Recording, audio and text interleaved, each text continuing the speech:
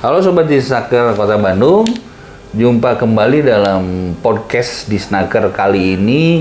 Kami dari tim podcast Disnaker Kota Bandung menghadirkan seorang pengusaha sukses yang mampu bertahan dalam badai COVID. Bahkan sebelumnya beliau ini adalah seorang praktisi yang berjuang menjual produk melewat cara offline dan bisa bertahan sampai sekarang, melewati masa pandemik, bertransformasi menjadi sebuah perusahaan yang bergerak di bidang online, bahkan lebih sukses dari saat masih berjualan offline. Siapa bintang tamu kita? Kita akan kembali setelah yang satu ini.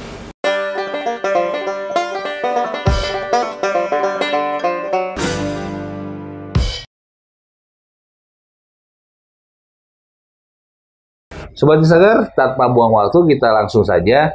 Telah hadir di depan saya perkenalkan namanya aja dulu ya, nama, nanti perusahaan apa, produk apa diperkenalkan langsung oleh yang bersangkutan. Di depan saya sudah hadir Pak Erik, selamat datang Pak Erik di podcast Disnaker. Silahkan Pak diperkenalkan, ini kita di hadapan kita sedang menonton nih kaum milenial Kota Bandung, para pencari kerja dan orang-orang yang ingin sukses di depan kita. Mungkin Bapak bisa menyampaikan tips-tips, trik, terus kiat-kiat apa yang bisa membuat perusahaan Bapak bertahan sampai sejauh ini. Silakan Pak. Ya, saya itu owner dari PT Yasar Indojaya. Jadi nama saya Erik ya. PT Yasar Indojaya ini membuat produk herbal. Nah, dari tahun 2003 sampai sebelum COVID itu saya bergerak di offline. Cuma kalau pabrik ini dari 2020. Sebelumnya saya ngambil maklun ke orang. Jadi saya itu jualan herbal itu dengan cara penyuluhan. Penyuluhan ke dinas-dinas, ke kantor-kantor. Dan alhamdulillah saya sudah hampir seluruh Indonesia ya. Di Aceh sampai Papua juga ada. Kita bergerak offline. Kemudian saat pandemi kita kebingungan, mesti gimana nih? Sementara kita itu tidak boleh melakukan kegiatan. Nah kegiatan kita kan selalu ngumpulin orang nih. Karena kalau produk herbal khususnya yang saya jual itu produk kanker, itu nggak bisa kita jual. Ini mau beli nih produk kanker nggak bisa. Mesti diedukasi dulu, edukasi dulu tentang kanker itu apa, bagaimana, kenapa orang bisa kena kanker. Kemudian solusinya harus seperti apa. Nah itu edukasi dulu. Nah edukasi ini nggak mudah. Kalau offline mah kita ketemu langsung sama orang. Kalau online mah, waduh, ini mesti putar otak nih. Gimana caranya? Artinya orangnya. Kita itu nggak bisa langsung begitu. Polanya memang diubah. Kita mesti storytelling dulu. Bercerita dulu bahwa misalnya kita mengkonsumsi makanan tidak sehat, nanti tubuh kita baru ada keluhan-keluhan. Baru datang ke dokter, baru dia divonis kanker sudah lewat. Nah, jadi kita bikin cerita dulu tuh. Kalau nggak bikin storytelling, mungkin saya bikin headline. Jadi semacam web gitu. Nanti bikin kata kuncinya yang bagus, yang banyak dicari. Baru nanti orang masuk ke sana. Dari sana digiringkan nanti ke WhatsApp, yang mudah tuh ke WhatsApp. Nanti kita siapin CS. Jadi kalau offline itu kita ratusan, karyawan bisa sampai ratusan. Kalau offline mah nggak sampai 100 juga sudah ke-handle semua. Dan jangkauannya kalau online itu sangat luas. Kalau offline mah kita, misalnya audien ada 100 orang, ya sudah 100. Kalau offline kan bisa jutaan gitu ya, bahkan bisa sampai ke luar negeri. Gitu Pak. Jadi penciptaan pasarnya pun lebih luas. Sangat luas.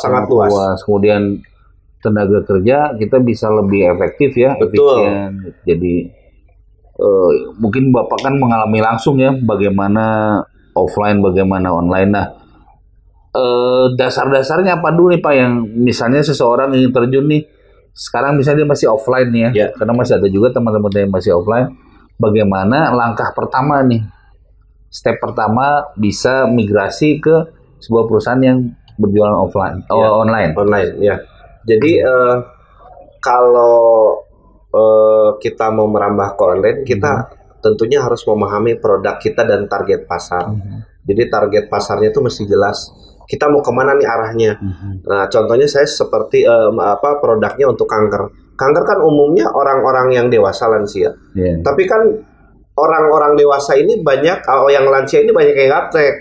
Justru malah orang-orang milenial yang kelahiran 80-an lah yang pegang gadget. Sementara kalau usia kelahiran 80-an cenderung masih sehat. Jadi bagaimana kita biar bisa masuk, ya tadi storytelling dulu, bikin cerita dulu. Jadi kita arahnya lebih ke pencegahan. Tapi kan tidak semua orang-orang di usia kelahiran 80 itu aware ya. Nah kita arahnya karena herbal ini dari tumbuhan itu kan banyak zatnya. Nah berarti yang kita majukan jangan ke kankernya, mungkin ke pencegahan penyakit-penyakit lain, karena di dalamnya itu ada anti kanker, anti radang dan anti lemak. Ya sudah, misalnya anti lemaknya supaya nggak sering sakit kepala gitu ya, penyempitan pembuluh darah, kita hajarnya ke sana dengan storytelling dan lain tadi. Jadi persiapannya pertama mungkin bisa saya tangkap penguasaan produk sama pasar apa yang akan kita bidik gitu. Nah untuk teknisnya sendiri, apakah kita mempersiapkan admin, kemudian juga apakah bermain di Tokopedia, di marketplace, atau apa yang paling efektif nih yang Bapak ini? Kita nggak apa-apa sebut merek aja karena kita tujuannya di sini untuk sharing kepada rekan-rekan supaya tidak coba-coba gitu ya. Jadi kita datangkan narasumber yang sudah mengalami kesuksesan di balik kegagalan gitu. Jadi kalian yang mencoba jangan merasakan gagalnya, langsung kita potong kompas saja, cerita suksesnya kita ambil dari Pak Erik. Nah kira-kira Pak pakai apa Pak platformnya, marketplace atau apa? Kalau marketplace kita semua marketplace ya, Tokopedia, Shopee, Lazada juga sudah jalan. Nah tapi sebelum ke arah sana kan, kalau marketplace kan itu banyak saingan. Kalau kita tidak goreng dulu, kita tidak edukasi dulu, wah mahal amat harganya segini. Nah kita harus bisa menyeimbangkan bagaimana caranya agar si konsumen ini tertarik dengan produk. Jadi kita buka layanan customer service dulu. Nah kita broadcast dari database yang ada. Ini kan kita sudah offline nih. Kalau cerita saya itu offline sudah beberapa tahun. Database-nya kan ada data yang beli. Nah si database itu kita blast, kita broadcast semua. Nanti lewat chat. Jadi chatting. Kalau dia yang sudah beli, arahkan ke anaknya supaya beli, arahkan ke orang tuanya, kapan terakhir Anda membahagiakan ibu Anda misalnya. Jadi diubah angelnya ketika dia sudah beli, gimana nih cara nawarinnya lagi. Jadi angelnya diubah, dia untuk orang lain tapi dia yang beli. Atau kapan Anda beramal ke orang tua misalnya, atau saudara atau panti asuhan, kan kita bisa ubah angelnya.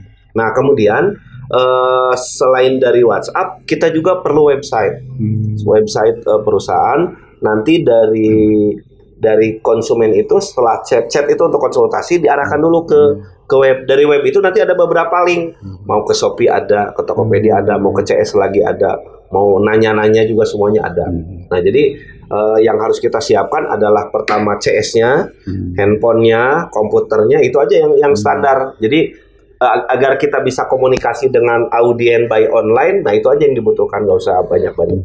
Sobat Disnaker, tadi sudah kita simak beberapa tahapan persiapan yang harus kita siapkan dalam mencoba peruntungan kita di bidang pemasaran online.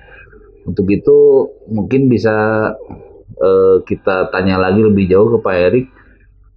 Suka dukanya nih kira-kira Pak, apakah memang selalu untung atau bagaimana nih selama pandemi aja ya, misalnya apakah perbedaannya sangat signifikan dengan waktu sebelum atau bagaimana, apakah dalam pandemi pun masih naik turun atau bagaimana Pak? Ya, jadi pada saat pandemi ya itu saya turun bisa sampai 80%. Sangat jauh, karena kita itu selalu mengandalkan yang namanya offline. Ya, mengandalkan namanya offline. Kemudian karyawan saya kan banyak dari tenaga kesehatan, dari bidan, perawat, dokter juga ada banyak. Mereka itu mengedukasi. Nah, ketika pandemi kita kan nggak bisa ngumpulin orang, otomatis kita bingung apa yang harus saya lakukan. Online nggak ngerti, nggak bisa. Mulainya dari mana? yang harus dilakukan saat itu saya nanya teman, ada yang ngerti online nggak, yang dekat aja, yang dekat. Oh caranya gini-gini, Tokopedia. Aduh di Tokopedia harganya murah-murah, sedangkan kan harga saya mahal. Oh berarti saya mesti edukasi tetap. Polanya seperti offline tapi di gaya online. Oh berarti tadi storytelling dulu. Storytelling dulu, diyakinkan dulu supaya dia mengarah ke sana. Nanti tinggal diperkecil lagi kebutuhannya dia apa. Jadi sebetulnya posisi tim yang ngurus kontennya itu juga sangat penting ya? Oh sangat penting, sangat penting sekali. Jadi saya drastis turun, tapi kalau kita tidak mencoba online, mau sampai kapan? Sementara semua masyarakat ini sekarang sudah berubah, ke online. Apapun segalanya online. Wah, saya kalau nggak online bisa kacau nih. Akhirnya saya terjun ke online. Saya konsultasi juga sama orang yang ngerti online, mesti gini. Tapi tetap orang yang ngerti online pun juga belum tentu dia bisa jalankan karena karena yang ngerti produk tuh saya, si owner. Jadi kalau rekan-rekan mau ngasih solusi, tetap idenya ada di si pemilik. Mereka mah cuma ngejalanin, mereka ahli di bidang A, B, C, D, nggak apa-apa. Tapi saya pinginnya begini, karena insting menjualnya ada di si owner itu sendiri. Jadi jangan mempercayakan kepada si digital marketer, si orang yang ngerti online, karena dia belum memahami produk. Mesti kita sendiri.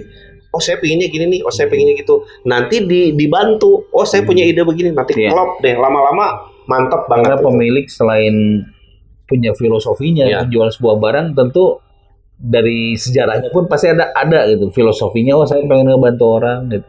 Bukan semata-mata untuk komersialisasi kan saya. Betul. Bisa jadi seperti itu gitu. Sedangkan untuk level marketing kan juga mungkin lebih fokus ke penjualan. Itu bisa kita mengerti, dan mudah-mudahan ini menjadi sebuah informasi bagi kita ya, bahwa ternyata penguasaan produk itu lebih dari penting gitu. Itu sangat-sangat esensial sekali dalam pelaksanaan bisnis seperti ini. Itu mungkin kita hampir mendekati ujung acara. Saya ingin Bapak sampaikan tipsnya Pak untuk para pemula, apa yang bisa Bapak sampaikan untuk sehingga mereka ini bisa kuat gitu ya, secara mentally kuat, kemudian juga tidak kelihatan fokus gitu untuk menjalankan sebuah bisnis.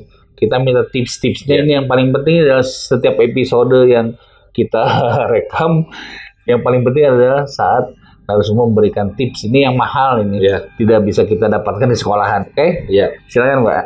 Jadi tipsnya itu kalau kita mau merambah ke online, yang paling penting kita mesti konsisten. Kenapa? Karena ini adalah sesuatu hal yang berbeda dengan kebiasaan kita. Karena kita jangan pingin jalan karena online, tapi kita nggak mau konsisten, nggak bisa. Kita harus konsisten. Kemudian apa sekiranya yang bisa kita lakukan aja dulu. Jadi jangan saya pingin begini, saya pingin gitu. Jangan terlalu banyak ide. Yang sekiranya hari itu bisa lakukan saja. Nah, dengan sambil disempurnakan, sambil berjalan nanti dikit-dikit, saya kurang ini baru ditambah. Jadi jangan mencari sesuatu yang belum dibutuhkan, karena nanti jadi berantakan, jadi ngambang semuanya. Jadi kita konsisten, jalankan setiap hari apa yang dibutuhkan, sempurnakan sedikit-sedikit. Intinya kita mesti praktek. Ketika kita dapat informasi, dapat ide, praktek, konsisten, pasti jalan. Sisanya nanti Allah yang memberikan rezeki. Yang penting usahanya dulu. Usahanya dulu. Baik, Sobat Disnaker, untuk sobat-sobat yang tertarik nih untuk belajar ke Pak Erik, bisa di mana Pak? Bisa ketemu sama Bapak? Bisa nanti hubungi aja lah ke Disnaker sini ya. Nanti biar diarahkan. Nanti di kolom komen nanti bisa kita fasilitasi siapa saja yang misalnya ingin berkomunikasi langsung dengan Pak Erik. Kita sangat terbuka. Mudah-mudahan beberapa menit ini menjadi sebuah informasi yang sangat berharga bagi kita semua. Sobat Disnaker Kota Bandung, kita balik lagi nih di acara yang semakin seru nih. Di depan saya sudah ada alat, entah alat apa ini, nanti kita tanyakan langsung kepada pemilik alat. Mungkin dari tadi juga bertanya-tanya ada apa sih di depan host podcast ini, ada beberapa item alat yang langsung aja kita praktekkan, kita tanya langsung ke Pak Erik, ini fungsinya buat apa, kegunaannya buat apa, kemudian juga di mana kita bisa mendapatkan produk Pak Erik ini. Oke, kita langsung tanya ke Pak Erik. Pak Erik, ini kira-kira fungsinya buat apa Pak Erik? Bisa dipraktekkan langsung atau bagaimana nih? Ya, jadi ini teh alat ya, sebuah alat yang berfungsi mengubah air minum biasa menjadi alkali. Nah, kemudian namanya Nano 7. Jadi Nano 7 ini dia memiliki dua fungsi utama. Yang pertama itu far infrared. Jadi far infrared ini berfungsi untuk meregenerasi sel. Jadi mengembalikan fungsi organ tubuh kalau fungsinya sudah mulai berkurang, sudah mulai melemah, dia dikembalikan fungsinya dengan far infrared. Lalu yang kedua dia mengandung hidrogen water. Jadi hidrogen water ini berfungsi untuk meningkatkan kadar oksigen di dalam darah. Nah, yang mana ketika usia kita bertambah, kemudian daya tahan tubuh kita menurun, aliran darah kita juga sudah mulai fungsinya sudah mulai menurun ya, ada yang mengental, ada penyempitan, penyumbatan. Jadi dengan kandungan hidrogen water ini dia mampu meningkatkan si sel darah merah ini membawa kadar oksigen sehingga mencukupi kebutuhan seluruh sel dalam tubuh. Ini untuk membedakan hasil yang sudah diolah dengan air yang sebelumnya bagaimana Pak? Apakah ada indikatornya seperti apa? Ada. Jadi caranya bisa kita praktekkan aja langsung bisa ya. Dipraktekkan ya. Kebetulan tadi itu udah diisi. Pak Irfan juga bisa udah lihat ya. Oh, iya. Nah kita airnya sama ya, air bakunya mereknya yang tadi dan yang ini. Jadi air baku yang biasa kita minum itu boleh air tanah yang direbus ataupun air isi ulang ataupun air kemasan juga boleh. Nanti kita harus tahu dulu, kita harus cek dulu pH-nya. Jadi apa itu pH? Jadi pH itu adalah potensial hidrogen. Jadi berapa kadar pH di dalam cairan ini kita bisa mengetahui dengan alat cek pH namanya pH drop ya, cek pH tester. Jadi dengan cairan ini kita bisa mengetahui cairan apa saja berapa kadar pH-nya.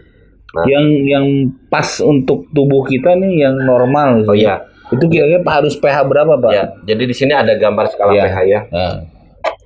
Nah, jadi gambar skala pH ini dia ditunjukkan dari angka 1 sampai angka 14. Nah, kalau di sini tulisnya 3 sampai 10 biar nggak terlalu panjang ya warnanya. Jadi dibikin pendek aja. Kalau pH normal itu ada di 7. Jadi pH darah ya. pH darah normal, pH darah yang sehat itu ada di 7.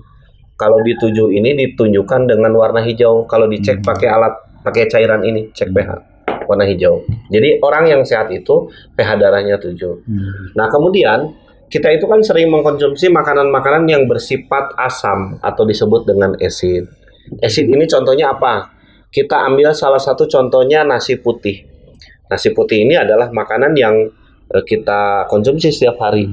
Ya, dia ada di pH 5. Kemudian misalnya lauknya dengan ayam, nah ini juga ada di pH 5. Kemudian minumnya kalau pakai soda ini di pH-nya 3 ya. Jadi makanan-makanan yang asam ini tentunya akan mempengaruhi kondisi pH tubuh.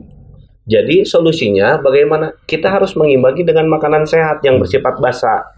Nah, di sini banyak, misalnya ada apel misalnya, kemudian ada anggur, kemudian ada brokoli. Nah, kita harus imbangi dengan makanan-makanan yang bersifat alkali. Nah, untuk mengimbangi makanan yang bersifat asid dan agar menjadi netral ini, kalau kita mengkonsumsi satu bagian yang bersifat asam ini, kalau kita mau netralkan, netral itu berarti di pH 7, membutuhkan 20 bagian alkali. Jadi kalau misalnya kita makan nasi di pH 5, berarti harus diimbangi dengan apel 20 misalnya. Jadi harus 20 atau enggak apelnya 10, tomat 10 enggak apa-apa. Jadi nanti dia berada di tengah-tengah. Kalau kita tidak bisa imbangi, ini akan menyebabkan tubuh kita mengalami asidosis atau kelebihan asam. Nah, ketika tubuh kita kelebihan asam, ini akan mempengaruhi fungsi kerja organ tubuh kita akan menurun. Jadi kita tuh nanti mudah sakit. Nah, mungkin kalau masih muda, masih segar akan terlihat biasa, tapi nanti di masa tua baru ada keluhan-keluhan. Nah, nanti kita bisa cek berapa pH tubuh kita yang katanya terlihat sehat. Nah, kita bisa tahu. Jadi, ketika kita tahu lebih awal, berarti kita bisa menjaga pola makan. Karena ini jenis pemeriksaan, ya, pemeriksaan gitu, Pak.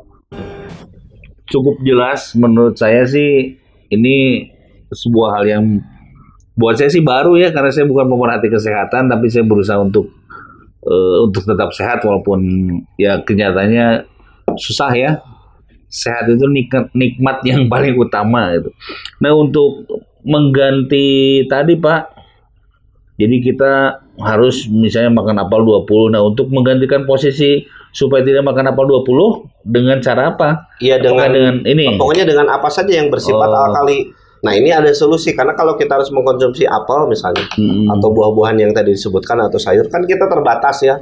Wah, mungkin setiap hari kita makan brokoli walaupun enak. Nah, ini solusi ini yang kita perlukan nih. Ya, ataupun buah anggur ya. Anggur kan enak, tapi kalau setiap hari mah mungkin jadi enak ya.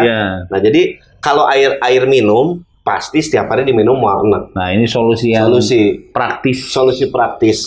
Bisa untuk satu keluarga ini ya. Betul. Ini kapasitas berapa, Pak? Ini kapasitas 7 liter. 7 liter bisa untuk berapa orang sehari kebutuhan? Sehari ya kemungkinan bisa 2 sampai 3 orang dengan anak mungkin, karena idealnya kan 2 liter satu hari minum. Nah, kemudian di sini variannya banyak. Ada yang seperti ini. Ini namanya nano treatment. Ada yang besar, ada yang kecil ya, macam-macam nih bentuknya. Kenapa bentuknya seperti ini? Sebetulnya produk alkali di pasaran itu banyak. Cuma mereka dikemas dengan botol dan alatnya include dia all in. Tapi kan kita terkadang bosan atau malu dengan bawa-bawa produknya. Oh, itu mah pasti produk anu. Kadang kita tuh merasa ada yang pede, ada yang minder, kan beda setiap orang. Ada yang ingin dia itu terkesan eksklusif, tidak mau disamakan dengan orang. Kalau ini kan kita praktis, dimasukkan ke kemasan, mau kelihatan, mau tertutup bebas gitu. Yang penting kan benefit atau manfaat dari produknya. Jadi ini termasuk salah satu produk yang dihasilkan oleh perusahaan Pak Erik. Ya. Ini merupakan pengembangan Pak ya. Produk main core-nya itu di bidang apa Pak? Kalau saya utamanya memang di herbal ya, di usaha herbal. Tapi mungkin sesuai perkembangan zaman ini yang lagi booming ya Pak ya? Ya, betul. Nah, Sobat Disnaker, jadi salah satu bentuk kita bertahan dalam tuntutan zaman adalah menyesuaikan dengan kebutuhan pasar. Sekarang apa yang lagi tren diikuti oleh Pak Erik gitu. Jadi kita tidak berpaku pada produk yang itu saja, jadi kita bisa melakukan diversifikasi produk ke bidang lain yang memang dipandang juga ada kaitannya dengan herbal ya. Betul. Ini sebuah produk yang menurut saya sih terhitung murah dibanding produk sejenis yang punya manfaat yang sama gitu. Apalagi dengan kapasitas sebanyak ini menurut saya pribadi, saya udah ada pengalaman memakai produk lain. Ini termasuk produk yang bagus untuk ukuran dan fungsi mungkin sama ya, cuman karena harga lebih murah, kuantitas lebih banyak, merupakan sebuah daya tarik tersendiri. Terima kasih Pak Erik ini atas perkenalan produknya. Ini saya mau ngecek dulu nih. Oh boleh, ini kita minta relawan aja satu orang. Kita cek dulu ya. Nah, ini rekan Sobat Disnaker mungkin selama ini belum pernah lihat kameramen podcast Disnaker. Nah, ini ada namanya Kang Septian, ini sangat sehat. Kita cek kesehatannya. Silakan Pak, dilanjut. Ya, jadi gini, biar kitanya lebih memahami apa sih itu alkali, kemudian bagaimana dia bekerja di dalam tubuh, awalnya seperti apa, akhirnya seperti apa, biar nyambung. Saya akan jelaskan dulu. Ini adalah air baku tadi ya, kemasan gelas. Kita cek dulu pH-nya. Nah, ini adalah pH dari air kemasan yang tadi saya masukkan ke dalam gelas. Nah, dia akan dia itu berwarna hijau. Saya bawa gambarnya. Nah, warnanya hijau. Berarti dia itu ada di pH 7. Ya, hijau ya. Jadi sesuai dengan pH darah sehat, orang yang sehat. Layak minum berarti ya? Berarti ini Layak minum, air layak untuk kualitas diminum. bagus, ya. Yang bagus. Nah, kemudian kita cek ini. Ini kebetulan kita bawa dari rumah tadi. Ya. Kesannya kurang afdol ya, harusnya diisi di sini. Ya. Tapi kalau untuk ini namanya nanodialylic, lebih kecil. Dia membutuhkan waktu agak lama, berbeda dengan produk yang ini. Karena dia di dalamnya lebih banyak batunya. Tentunya dia kerjanya lebih cepat. Kalau yang ini dia butuh waktu antara 2 jam baru dia akan bersifat alkali. Ya. Nah, mudah-mudahan sudah alkali ya, kita cek. Nah, warnanya dia berbeda. Dia warnanya akan ungu. Ungu itu dia ada di pH 10. Nah, berarti dia sifatnya alkali. Nah, artinya ketika kita mengkonsumsi makanan-makanan yang kurang sehat, contohnya tadi nasi atau lauknya daging misalnya ya, kan itu sifatnya asam. Kita harus mengimbangi 20 bagian. Ketika kita konsumsi 1 bagian asam, harus konsumsi 20 bagian. Kan tadi kesulitan nih. Nah, makanya ketika sulit didapat, maka solusinya adalah ini yang praktis, adalah air Nano 7. Nah, ini sudah terlihat. Nah, kemudian kita akan cek nih berapa pH tubuh kita. Apakah pH tubuh kita ini normal, sehat atau tidak. Kalau sehat itu berarti nanti 7. Kalau asam ada di bawah 7, kalau basa ada di atas 7. Nah, caranya bagaimana?